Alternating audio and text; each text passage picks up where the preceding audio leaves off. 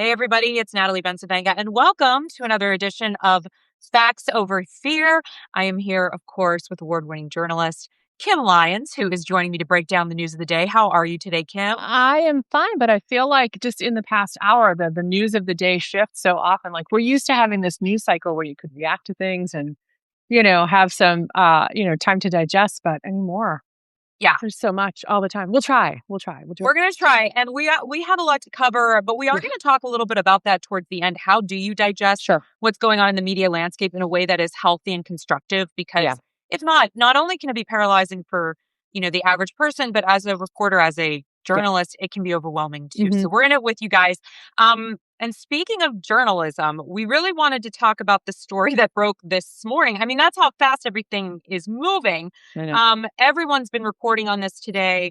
I pulled this article up from the AP, but you can find it many places. And it starts with FBI searches a Washington Post reporter's home as part of a classified documents investigation. Now, FBI agents have searched a Washington reporter's home on Wednesday as part of a leak investigation into a Pentagon contractor accused of taking home classified information, according to the Justice Department. Now, Hannah Natanson, who has been covering President Donald Trump's transformation, that's a nice way of wording it, of the federal government, had a phone, two laptops, and a Garmin watch seized in the search of her Virginia home. This is what the Post reported.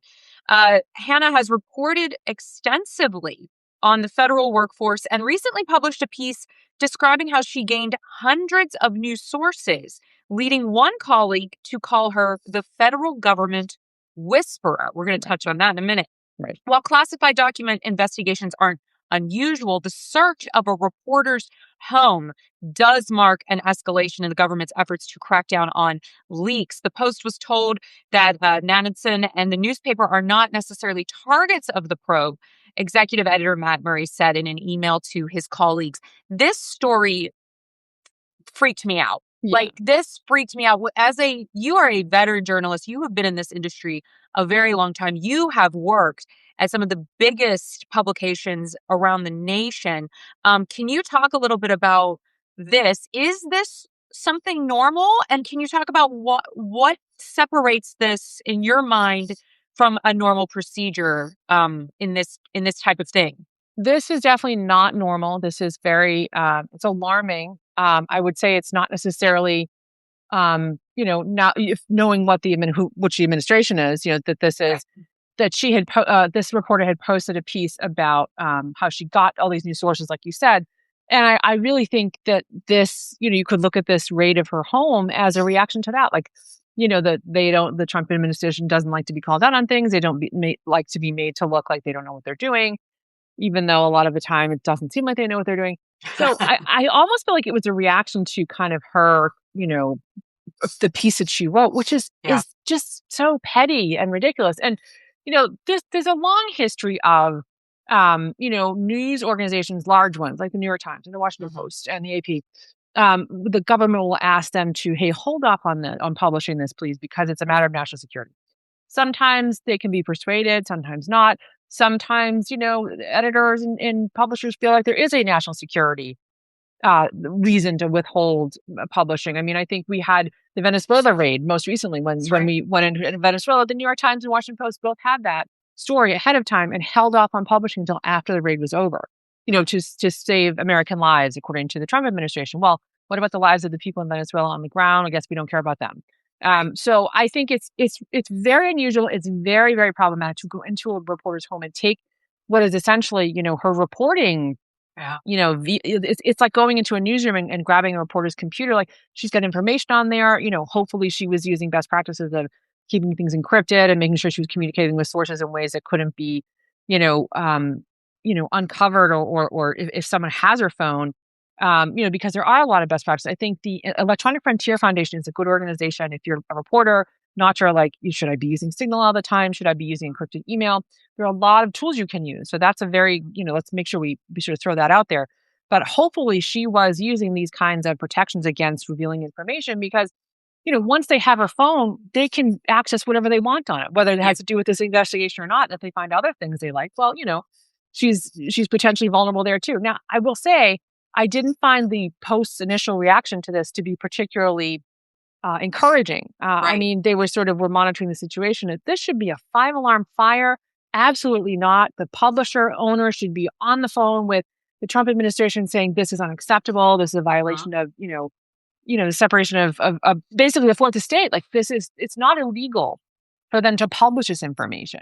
Right. So I'm not wildly optimistic. We know who owns the Washington Post. He's very chummy with President Trump, and he's Yeah. made some statements about how he's sort of rethinking things at the editorial page, what their focus is going to be. And a lot of the veteran talent from the Washington Post has left because the situation there became untenable under the new publisher and executive editor. So it's very unprecedented. It's very problematic. It's potentially precedent setting.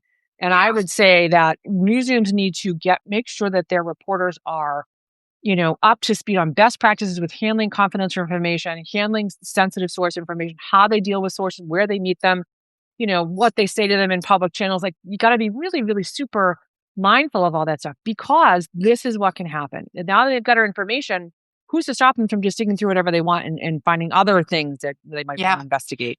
I think what really scared me about this too, as somebody that's, used to have the protection of a newsroom and doesn't currently, right? As a lot of Yep. independent people do. Yeah. I don't think a lot of independent journalists even know what you just mentioned about Yeah. electronic encryption and all of these things and all these best practices, because there isn't really much media literacy taught Yeah. to the individual. And also, what scared me even more about this was, to me, everything that we've seen in the last 11 months with this administration. There have been many of us reporting on it, analyzing it, dissecting it, talking about it's death by 1,000 cuts, right? And here Right. we are about a year in, and they're already rating journalists' homes. And if we think this is going to be the first and last time, we're naive to think that. No. And what concerns me about this is the normalization, yet again, of behavior that is so un-American, Yeah. that is so unethical, and that goes against the Constitution. Right. And we're normalizing fear mongering, intimidation tactics. These are the tactics of dictators. These Yeah. are the tactics Yes. of fascist regimes. And so, when, to your point, when you're saying, the head of Washington Post, he's kind of chummy now, because that's Bezos, with the Trump administration. When we talk about the billionaire class doing the fair share of what they need to do in our society, this is why a lot of people rail against them for even existing, meaning taxing them out of existence. That's Right. the kind of existing I'm talking about. Yeah. Um, They'll be okay though. yeah, because the reality is, when you have this much power and wealth concentrated into too few hands, when they own all the media, when they own all the social platforms, who is left to speak for the people when they Right. can come into your home and the government is in bed with them? Right. So what do they care? I think we need to acknowledge that we continue to march down into the jaws of fascism, into the jaws, and we're not doing enough about it. Yeah. And I think that's where I'm frustrated, Kim. Yes. And I think even the other layer of that is that I think is more ominous and not as apparent is, someone like Jeff Bezos or Elon Musk or Larry Ellison, who's about they're trying to buy, the movie studio, like they're trying to buy Parent. Like Yes. there's this consolidation, as you said, in Yes. the hands of a very few people, and they have other business interests. So That's right. what if there was a sexual harassment scandal at a company, named for a river in South America that Bezos owns, and that he has interest in not having that published or not having that come Right. to light, and he owns one of the largest newspapers in the country and could potentially impact that. And likewise, I think we saw the whole thing with the sale of CBS News, and there was an interest of having this merger completed, and they knew that the Trump administration could block it, so they reworked a 60 Minutes interview, and it was just this post. Trump won, and he's still trying to like beat up on everyone that he thinks wronged him. And if there's business interests that are more of more interest to people who own these media companies who are trying to acquire them, they don't they don't have any reason to like do the right thing if their money is at stake, if their business interests are at stake. Well, and you really made me just think, and I'm going to dovetail shortly, and I'm going to bring something up that we hadn't talked about offline, but it's totally related to what you just said. Because when we're talking about state-sanctioned media and we're talking about CBS News, this today is a perfect example of that. ICE agent who shot Renee Good suffered internal bleeding, officials told CBS News. What concerns me about that, it is unclear how extensive the bleeding was. The Department of Yeah. Homeland Security confirmed this to CBS, but they have not responded to CBS's request for more information. Right. This story will be updated as we learn more. I don't think there was enough there to publish. Right. And yet, they did. Barry Weiss held a story from 60 Minutes that had been vetted, gone through lawyers, edited. She held it because she said it needed more reporting. I don't think we're ever going to see that story on 60 Minutes in the United States. But I mean, so the standard is different for a thoroughly fact-checked, researched, detailed, legally reviewed piece versus a scoop that they got from the Trump administration. And I would also say a lot of times politicians, administrations, any organization that has a large, wants coverage of an issue, wants you to steal a reporter in a certain way. It's been a week since this woman was shot and killed in Minneapolis. And this story is just coming out now. This sounds like the kind of story that they shopped around and they found a willing news organization to publish this. Not even Fox News went near this one, right? So that's saying something that this was something that was shopped around, and also like internal bleeding. That means he had a bruise, and the article doesn't say anything whatsoever about that he got this bruise during this incident. You're just supposed to make that leap. So it's sloppy reporting. It's this, this double standard of like, we have one set of standards for this kind of reporting, another set, basically if it hurts the administration, we're going to dig in and be really careful and do our due diligence. But if we get a great scoop from the administration, we're going to go ahead and publish it, even though we don't have all the information, kind of vague and we don't really know what happened. So it's nonsense is what it is. And it's another sign of the sort of just complete decimation of CBS News and their standards under its new leadership. Hey, everybody. If you're just joining us, I'm Natalie Benson-Venga. I'm with veteran journalist Kim Lyons. No, and the reason I wanted to reset a little bit here is because you said so many important things. You talked about media literacy. You talked about what it means to be a sloppy reporter as opposed to a reporter that is doing their due diligence, that has that oversight, that has that communication with someone else to bounce ideas off of, and someone that's using their critical thinking skills and what is in the best interest of the public.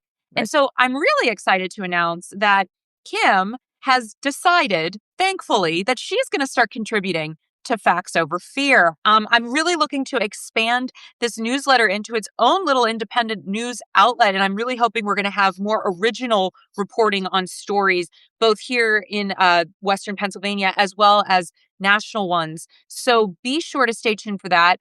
I'm so thrilled to have you on board. Oh, I'm so excited. Grateful. Yeah. And I just wanted to let everyone know that Kim shared her first piece with Facts Over Fear this morning. So if you haven't checked it out yet, please subscribe to my Substack as well as Kim's Substack, General Assignment. She's doing amazing things over there as well and joining forces with me to bring you even more wonderful boots on the ground reporting. Now, I wanted to touch on the story that you wrote this morning because it's still incredibly relevant, and I think it adds a lot of color to the conversation that we're currently having. And so this one, we titled it, When the Prosecutors Say No to Trump.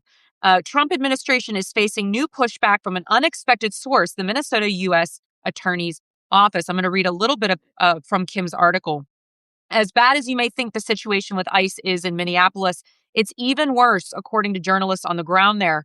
Former journalist David Brower and the staffs of the Minnesota Star-Tribune and the Minnesota Public Radio, MPR, along with the residents of Minneapolis, are doing heroic work in the face of unprecedented chaos. But now the Trump administration is facing new pushback from an unexpected source, the Minnesota U.S. Attorney's Office. Can you talk a little bit about the impetus for this story and why you wanted to do this one as your first piece for Facts Over Fear? Yeah, because I was looking at all that was going on the ground in Minneapolis and all the great reporting coming out of there. And this seems to me notable because it's beyond kind of the initial incident with Renee Good where she was shot and killed.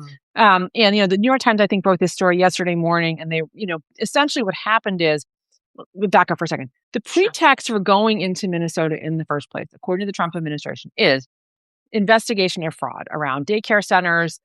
This has been an ongoing investigation. It's been reported on widely, and they're sort of that was their reason. They wanted to sort of sniff out other fraud and make sure it was going to happen again. Mhm. So, okay, if you accept that as a pretext, okay, but one of the people who resigned yesterday, 6 prosecutors from the Minnesota Attorney General's office, U.S. Attorney's office, they resigned because the Trump administration was in the Justice Department under Trump was saying not only are we not going to investigate this agent who shot this woman, but we're going to launch an investigation into her widow, who was in the car with her when she was shot. So we're going to try and further smear this woman who was shot and killed on multiple video, and we're going to use law enforcement resources to do it. And this apparently was a bridge too far for these prosecutors. Were like, they don't have access to the investigation information anymore. That's been sort of reclaimed by the Justice Department. So at the state level, they're kind of flying blind as far as evidence, right? But one of the people who resigned was in charge of and had done a lot of the work toward this fraud investigation in Minneapolis. So we removed this person. This person just resigned. So do we not care about the investigation for fraud anymore in Minneapolis? Like, what's going to happen with that? Let's watch and see if they pursue that line of reasoning that with this investigation was the reason we went in her in the first place, or if they just sort of let it go. But I mean, it's one of those things where, people who are put in these situations where it's like, hey, what would you do if, they're doing it, right? So I think it really shows how career, public sector employees, people who work, they have the high ethical standards. They care about doing a good job. This is their sort of life's work, right? So for them to resign, this abruptly, 6 people, and it started off with 3, and then it sort of ballooned to 6. So to have folks resign because they don't like the direction investigation is going, or that the path it's going down, is pretty remarkable in any circumstances. But I think in this very high profile case where there's so much scrutiny on it, and there's the people who are just trying to investigate and find out what happened and get to the bottom of it. But there are the Trump administration's Justice Department is already putting up roadblocks. And of course, Trump said, "Oh, I don't know anything about it." They're handling it. But I mean, it's all part and parcel, kind of the same line of thinking. Not only is the person who was shot and killed, she was, this was partly her fault and she deserved it. But let's smear her as much as we can and her family. Why can't it just be, we disagree, we're going to present our side of the case? No, we have to run the person to the ground. And that's so typical, right, of the Trump administration, that they can't just win. They got to win and grind everybody else into the dust in the most, inhumane and nasty way possible. And so it's really appalling just to see, it's good. It's hardening to see people who are stepping aside saying, I'm not going to do this. Unfortunately, it probably means the other people will come on who are more loyal, and they'll be able to manipulate them to do whatever he wants. No, I think all of that is valid. And what concerns me too about all of this is usually you smear people to dehumanize them.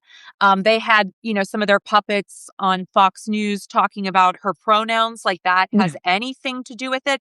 But what I think we're forgetting here is ICE, the police, federal agents, they are not judge, jury, executioner. They are there supposedly to enforce certain laws. And instead, what we're seeing is, in particular with these federal agents in masks, although I don't know who they are because they're not identifying themselves. So if a masked man came up to me wearing, fatigues and carrying an AR-15 and said, "Get out of your car," I would probably too try to drive away because who are you? Right. And you're terrifying. So I think she had the most obvious and reasonable response. And so the fact that we're at this point now where it's either obey or die, and those are your options. Those are not options of a functioning society. Those are not options of a republic or a democracy. Right. Because there's always bros in my DMs telling me that it's not a democracy. But also, since this incident, there's other reporters on the ground. Again, they're doing really great work. You subscribe to the Minnesota Star Tribune. You should donate to Minnesota Public Radio.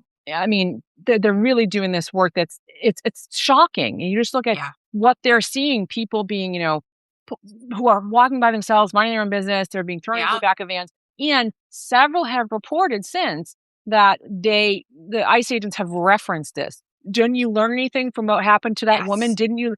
So it's a motivating, fear factor for them, that they're using this to say, hey, this is what we can do. Are you going to mess with us? And that's what makes people step back and not participate and become invisible. And that's how, we saw so much of this during COVID, when people couldn't communicate with each other, when people had to be disconnected, had to be isolated. And a lot of we still haven't really dealt with all the sort of fallout of that, and all the, social price that we paid. And, the kids who were in school at the time who, had their school disrupted. And so we're almost like we're doing this all over again, but for much worse reasons. That we're being intimidated to do so. You're being told, if you don't comply, if you don't do what we say, this could happen to you. Well, Kim, let's not forget, okay, during that time of COVID, during the incident with George Floyd, during the reality check that people went out into the streets in droves because everything was shut down, and people were able to say, okay, I'm going to put on a mask or a respirator and I'm going to go out and protest. They did not like that. The powers that be did not want We that. don't want to have mass protests. We want to quell them. We want to keep them, we want to make sure people know, if you go to this protest, you could get shot and killed. That's right. And so for me, they really leveled up the violence because of who they executed in broad daylight, right? I think it's a signal that, now white women are a target as well. Yeah. And I think it's important as white people that we remember, acknowledge, and give space to the reality that Black and brown communities have been telling us. This isn't new, right? This is just new for a new group. Right. But the violence, the blatant disrespect, disregard for human life, I mean, that ain't new in America. It's just who the target is. So I think when we're also reporting on these topics, it's important to be culturally aware and sensitive, even if it's not your lived experience. This almost shock and awe from media. It's like, have any of you read the newspaper for the past how many decades? Have any of you talked to a person of color in your community? Like, there is a little bit of that too, which I think needs to be dealt with and worked upon. I think it's going to be very hard, though. They're trying, but I think it's going to be very hard for the Trump administration and right-wing media to smear wine moms, soccer moms, whatever you want to call them. Yes, that's what they're trying to do now. Because this is part of their constituency. And I mean, what they're basically saying to white women who may have voted for Trump, who may have supported Trump, it doesn't matter. Yeah. It doesn't matter. We'll do whatever we want. And this could be you. So because it comes down to, when you choose security over freedom, you get none. You get neither, right? It's this proximity to power, but the powerful are still going to harm you just within that space, proximity. Oh, Kim, there was so much going on today, so little time, but I think that's enough, everybody, for one round. Before we wrap, though, right before you and I came on, we saw what's going on with Iran. It seems to be imminent that we may be attacking them in the next or Greenland. And let's not forget, we've also got some boots on the ground now in Venezuela. There seems to be, for a president that said he was a peacetime president, didn't want any wars, wanted to make it America first, seems to me like we're everywhere but America, other than terrorizing Americans with ICE.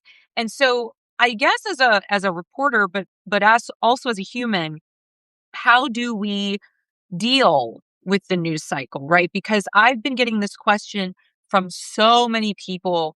Natalie, I don't know what to do. I feel paralyzed. I can't even read the news. And a lot of them are literally like, I read Substack, I read these articles, I read one of yours, and like, that's it. And I super appreciate that. But how do you stay informed without completely exploding? Do you have any thoughts? And then I'll share some of my tips. Yeah, honestly, I think you have to take a step back. Social media can be really inflame a lot of kind of the chaos and the sense of this is sliding out of control. And it's good to stay informed. You want to find reliable news sources. But I do think sometimes you got to take a step back, get off of Instagram, get off of Blue Sky, Twitter, whatever you use. Take a step away from it, because it can really kind of warp your perspective. Make sure you're, you're going to news sources that you trust, that, verify information. Sometimes that means you might have to pony up some money and pay for news, get a subscription. A lot of places offer, kind of introductory rates. You can check them out and decide, hey, is this news that I think is reliable and has value?